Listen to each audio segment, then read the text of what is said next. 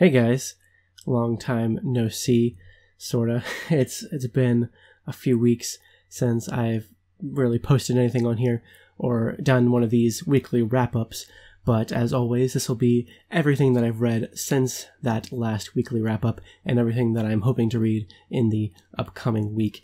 Now, the reason I haven't been posting much of anything and the reason I haven't wrapped up anything in the past few weeks, I think literally the last one I posted was like the first week of April, and now we're at the end of the first week of May, so a little bit of a break there, mostly because I was in quite a reading slump for a while. I was feeling super drained from everything, feeling just a little bit overwhelmed and out of it, and ended up just kind of coming home every day and just turning my brain off and watching lots of YouTube videos instead of reading books. I just stopped feeling like reading anything for a few weeks there. But I'm getting back into it now, which is good. It didn't last for that long. Also, Giselle and I's schedule has changed quite a bit, which you'll see on our vlog coming up if you watch those. Basically, our days have changed quite a bit, and they're more heavily focused on waking up in the morning nice and early and going to sleep early, which means I don't really have any chance or any excuse to stay up late like I used to, which I used to do quite a bit, to read and to do other things as well.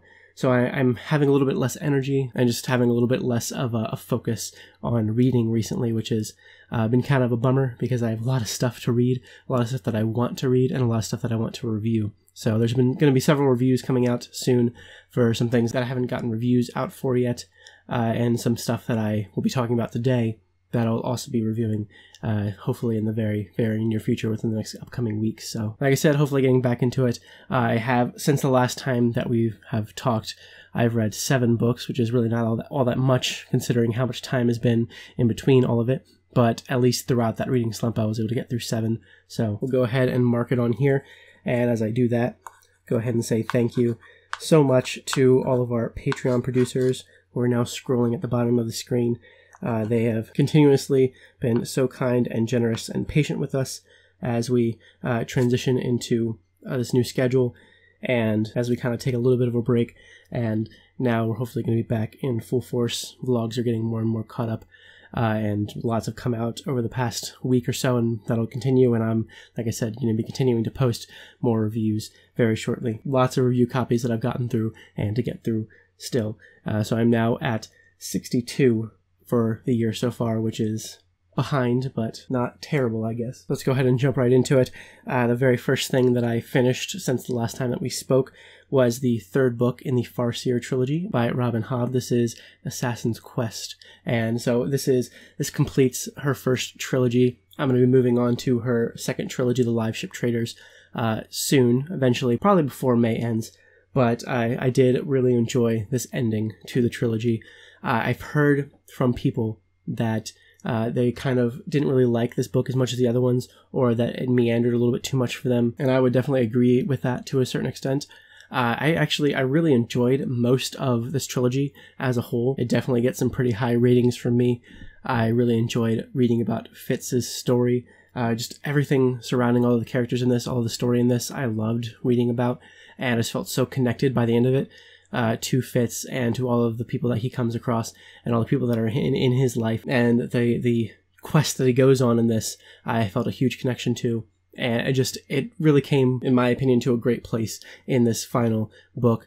But I do towards like the halfway point, I was kind of like, okay, we're kind of getting a little bit off topic here a little bit. Let's maybe move on to something else now. And that kind of just seemed to go on and on, where the story just kind of seemed stagnant for a while, and they're just kind of avoiding moving the plot forward. So I was a bit put off by that, but at the same time, I still really enjoyed reading about Fitz and everybody else in the story. So some small issues with that, but in general, I really enjoyed this a lot and really look forward to reading more Robin Hobb. If you have not picked up any Robin Hobb yet, and you're looking to start the Farseer trilogy at some point, or if you're not sure if you want to, I would definitely say give it a shot. I feel like a lot of people will really connect with her writing the way that I did, and really connect with her characters and feel a lot for them, and just feel a lot for the story in general. The next is an arc that I got from the publisher, and I've talked about before, and I finally finished, and we'll be doing a full review of, along with some other books that I'll be doing reviews of, and that is Brimstone by Sherry Priest. This did come out in April, and so I'm going to be a little bit late in posting something for it, like I am with a few others, like Red Sister and Waking God. Those and this all came out on April 4th, and all still need to be reviewed. But this one is is a bit of a mix between historical fiction and the supernatural. There's this community of clairvoyants in Florida that this girl, she sort of starts developing these abilities and goes to this community to learn more about her abilities, to hone them, and to get better at them. And she starts having these dreams that are sort of connected to this guy who's come back from fighting in World War I. His wife died from the flu. She had died by the time that he came back, and now he's a tailor, and he's kind of just living his life. And he's being haunted by these like random fires that just sort of start appearing around him all the time in his house and in his tailor shop. And he's really concerned about it. He's starting to feel like there's messages, there's some sort of message there, there's something about it that he needs to look into. And so it's about these two characters that kind of end up having this sort of connection through this otherworldly like situation. And I really liked it a lot. I feel like if you liked something like Ghost Talkers by Mary Robinette Kowal, like I did last year when I read that, you would definitely get some enjoyment out of this as well. And just stories like that, where you're in a time period from our history, and it has some of these sort of supernatural elements thrown into it, written in dialogue and in description that really fits and really suits that time period, but then adds that extra twist to it. I think you would enjoy this very much, and just found it to be a really nice read. And yeah, I'll talk about it more very soon. The next book, I'm not entirely sure if I'm going to be doing a full review of it or not. I kind of want to, but I'll have to sit down for a little bit and think about what I would say about it. I do have a lot to say about it, I feel like, but I'm not entirely sure if I want to take the time since I'm so behind with other things, but I still might. And it is The Wanderers by Meg Howry. This is a sort of sci-fi. It does take place in the future, not that it's very near future, where we're starting to prepare to go to Mars. And there's these 3 specific astronauts, cosmonauts, who have been vetted basically because of their history as cosmonauts, their personalities, who they are as people, and how they've handled things in the past. These 3 people have been chosen to be the first ones to have a manned mission to Mars. And it's not about their mission to Mars. That's not going to happen yet. It's about this sort of simulation they are put through to see if they truly are fit to be put together for however long it will be for them to get to Mars, that length of time, to see how they react to it. They're put in this very vigorous, intense simulation of what it would be like to go to Mars and land there and work there, and what it would be like to do that together. And so we get a look into who they are as people, we get a look into their families, and you really get a glimpse into how their lives have gone, and who the people that are closest to them, how they are affected by their possible going to Mars, how all of their lives are just affected by these 3 people being astronauts in general. And it's very reflective, I guess I would say. It's full of characters. It's not really, it doesn't feel like sci-fi. It feels like a very dramatic telling of these families. It definitely feels like a sort of family drama that just happens to have space elements added into it, science elements added into it.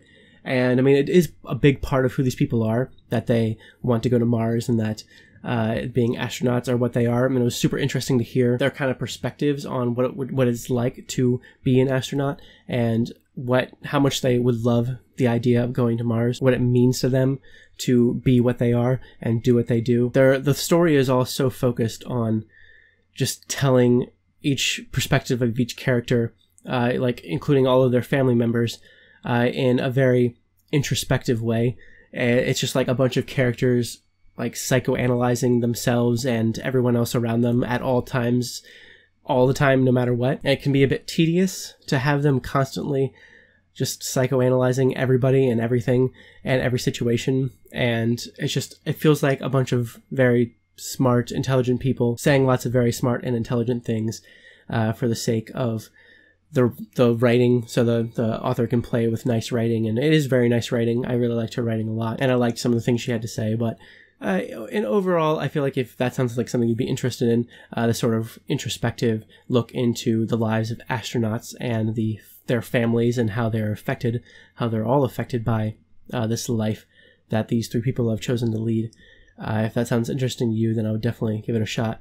I really enjoyed certain aspects of this, and I do feel like I want to do a full review of it and talk about it a bit more, but you can let me know if you're interested in that or not, I suppose. And then in the midst of all of that reading slumpness, I randomly decided to pick this up, and I'm just going to show it to you, and I probably shouldn't have read it, and probably shouldn't have spent the time on it, but it kind of did get me out of my reading slump a little bit, if I'm being completely honest with you, and it is Harry Potter and the Order of the Phoenix. So Giselle and I have been watching this guy on YouTube. He calls himself the Dom, and he does book to movie adaptation reviews and just super analyzes them and goes really in depth into what has been changed, what has been kept, how good of an adaptation movies are, and he did a whole series on the Harry Potter books. And Giselle and I have been watching all of them. We haven't finished yet because they're kind of long, and he really goes into detail about all of them, so we're kind of spurring them out and saving them. But for some reason, when we got to the fifth one, he was talking about the book, and I was just like, and talking about all the differences between the book and the movie, I was just like, I feel like I haven't read the fifth book in a while. I kind of want to pick it up and read it. So I just grabbed it off the shelf that night and started reading it for no apparent reason other than I felt like it. So I did. I don't know if I'll read the sixth one or the seventh one now. I kind of feel like it, but I'm definitely not going to do it right away because I have other stuff I need to read, definitely, before I can even think about doing that. I don't know. I've been really enjoying the series. I'll put a link to it down below so you can watch it yourself, because I feel like I got a lot out of it. I don't really like the movies very much, honestly. I have a connection to them because I grew up with them, just like I grew up with the books. But to me, I just feel like objectively they are not good movies. They are not well-made movies. They are terribly written movies, especially. I hate the way they're done most of the time. I love certain things about them because, I mean, I just grew up with Harry Potter and I love Harry Potter, and just like any other Harry Potter fan, I love seeing it put on screen, but at the same time, none of them are good movies at all. So it's really fun to see him kind of like compare the two, and yeah, I just wanted to give reading this another go and have fun with it. So I did, and I enjoyed it. And I like to get into arguments with people about how they feel about Harry in that book and how I feel about Harry in that book, because how I feel about Harry in that book is generally different from how other people feel about it. Anyway, so the next thing that I read was Roughneck by Jeff Lemire. This was sent to me by the publisher and unsolicited, but I was really happy to get it. And I'm going to be doing a full review of this. It's going to be a probably pretty short review. It's a pretty quick graphic novel, actually. And this was not exactly what I was expecting. I wasn't sure what I was expecting, honestly, but this wasn't really it. I read this very quickly, and that was even like really taking in the illustrations, because a lot of the illustrations are really, really nice. Here, I'll kind of give you some examples of what I'm talking about. First of all, the way that he illustrates scenery is just gorgeous. I love his scenery illustrations a lot. For example, I love the painterly qualities in the sky in this one specifically, and he does this kind of thing a lot, and just I love his compositions a lot of the time. He has a very nice compositional eye, and I very much enjoyed that a lot, and the color palette is really nice. It's mostly all blues. The present of this story is told in all blues, and then sometimes there are these long flashbacks that are more completely in color, which is really interesting to see, that the past is bright and colorful, even though some of the content isn't necessarily bright and colorful and cheerful. And then the present is just entirely dark and blue and gloomy and just black and blue. I really enjoyed that aspect of it. I really enjoyed the scenery. The close-ups of some of the characters I just didn't really care for very much. I do appreciate how super sketchy everything in this is. A lot of the people, when they're given more detail, it's very sketchy, it's very loose, and it's not entirely polished, and that really suits the story and everything. But just character close-ups and stuff like that, I found myself just kind of being like, I don't know. I didn't like looking at them for very long, but it's definitely a very distinct art style, and I appreciated the chance to read it. And it was a very, very straightforward, simple story. The writing isn't necessarily the best, I feel like the dialogue. The illustrations are pretty great a lot of the time. Not necessarily my favorite kind of style all the time, but there were a lot of really great things about it. The dialogue, though, was a little bit iffy, And the story, like I said, was just really straightforward. It's about this guy, used to be in the NHL, so he used to play hockey, and he's kind of a fighter, very much a fighter. He likes to pick fights with people or get in fights with people. He's a bit of an alcoholic, has some issues with his past. He had a kind of abusive growing up, and you kind of see him and his sister comes back to town. He lives in this very small town and grew up in this small town, and his sister comes back, and she has some issues of her own, and it's kind of the story of them coming together and dealing with their issues together, and the many issues that they have with their growing up, with their childhood, how that has kind of carried its way through their now adulthood, and like I said, just coming together and figuring things out in their lives together. So it's not anything mind-blowing, and not anything I don't think I would have picked it up on my own, but I do appreciate the chance to read it, and I will talk about it more in detail very shortly. And then as for audio, I finished Hammered by Kevin Hearn. This is the third Iron Druid book, and I read the other two earlier this year and did enjoy them well enough. They're always very much compared to the Dresden Files, which I love, and you can definitely see why, but they are very different, and you're starting to see the differences now in the story that really branch them off. Although the differences were there to begin with, especially in the main character. A lot of the situations and the ideas feel similar, but a lot of the way they're handled and the way the characters are handled feel very different.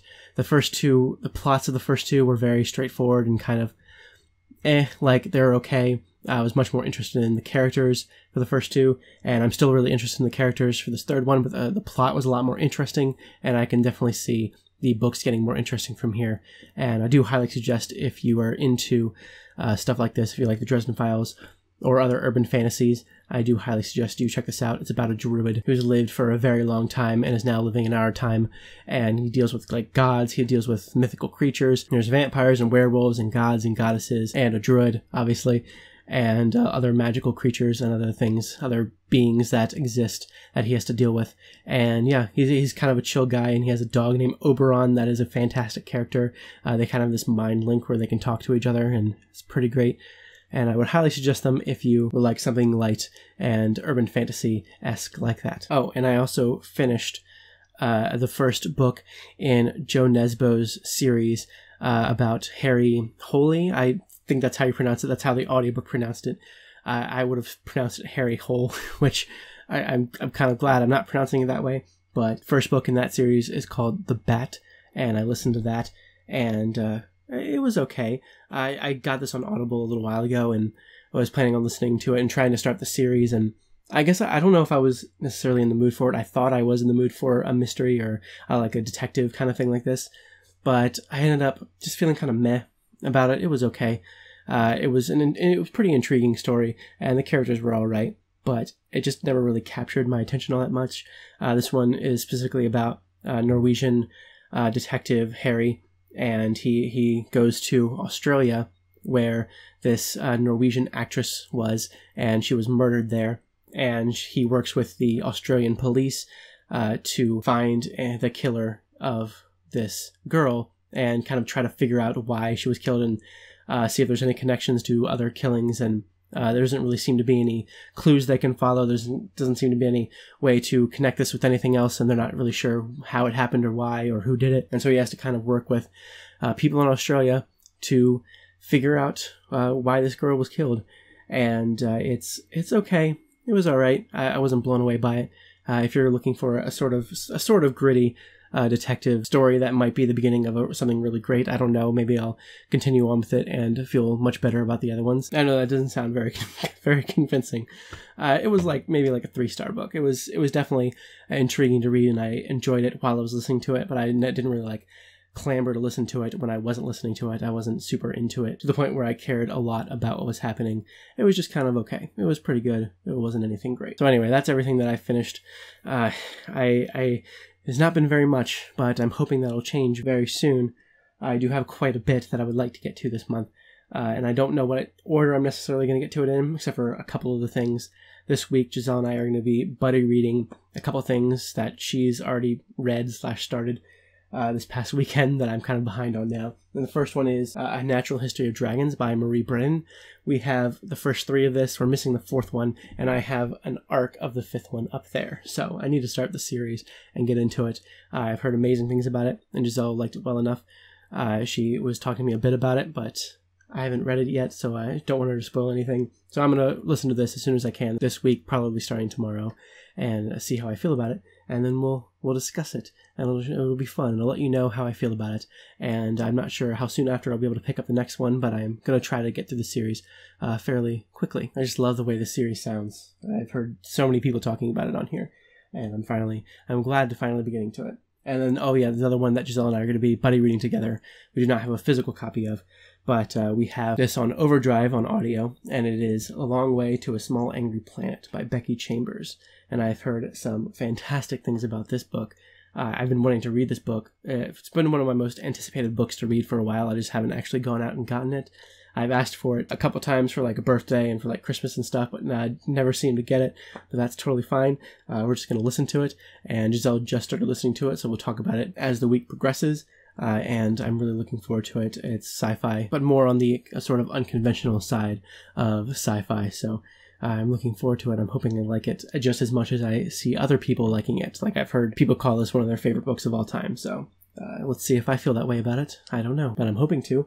And the next physical book that I'm going to be reading, the next arc that I'm going to be reading, I just got from Tor. It just came out at the end of April, and it's a big priority for me. And it is Walk Away by Cory Doctorow. This is one that I'm going to be getting to just like tonight, probably. I'm going to start reading this tonight, and I'm really looking forward to it. I don't know that much about the plot, and I'm kind of going to go in without knowing much. All I know is that it's getting tons of praise, tons of people are really liking it, tons of SFF authors and people who like the genre are really into it, like Neil Stephenson, Kim Stanley Robinson. There's a quote on the front here from William Gibson. So I'm hoping to get a lot out of it, and this will be one that is very high up on the priority list for reviewing and posting a little something extra for as well, which you'll see when the time comes. And then I have a few books here that I'm not sure what I'll be reading next, or what I'll be reading, like what order I'll be reading them in. These are all things that I want to read this month in order to kind of catch up on things, and I'll just show them to you. I don't know exactly what order they'll be in, like I said, but maybe you can let me know which ones you're the most interested in hearing about.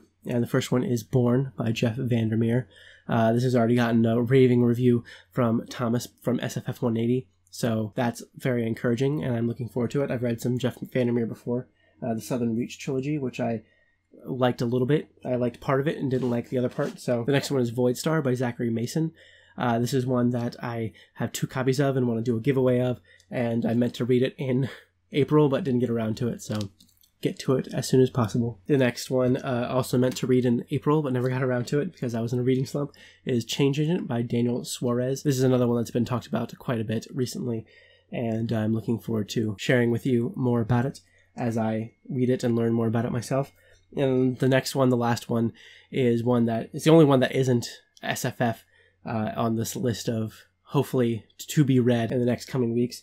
And some of these you might see again next week if I wasn't able to get to them in my TBR for the week after that, I suppose. For this one, I do have a little bit more time to read than the other ones, and it is Dennis Lehane's newest book, Since We Fell, which comes out the day after my birthday on May 17th. I love Dennis Lehane's stuff. I've read almost everything that he's written. There's just a couple books that I haven't read by him yet. More than happy and more than in the mood to read more of his work at the moment. And I'm definitely going to share with you my thoughts, and I'll probably do a full review again. I've talked at length about Dennis Lehane's other stuff. I did one full review of Mystic River, which I also did a book-to-movie adaptation review of, and I've talked at length about his Kenzie and Gennaro series, which I really, really love a lot. And yeah, I really like Dennis Lehane. I really like his stuff. So that one's pretty high on my list of things to get to soon. And there's plenty more up here that I really want to get to very shortly. I've kind of talked about this on the vlog a little bit. Not that anyone has seen because I haven't gotten caught up on them yet, but I'm going to stop requesting so much stuff from publishers, I think. Maybe narrow it down a little bit to a few that I really care about for a while.